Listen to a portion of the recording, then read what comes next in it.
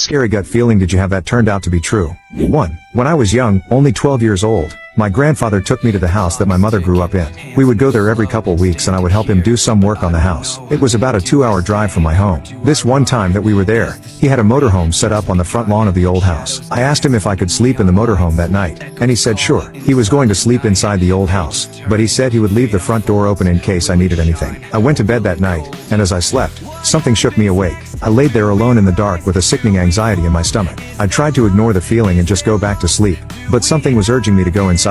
I don't know what it was, but it would not leave me alone. I felt terrified for no obvious reason. Finally I jumped up, and ran out into the darkness, across the wet grass barefoot, and into the old house. There were no lights and it was pitch black, but I knew my way around well enough that I ran upstairs to the bedroom where my grandfather was sleeping and jumped into bed beside him. The next morning, I remember my grandfather shaking me awake. He asked me, why did I come inside to lay with him? I told him I didn't know. Something just woke me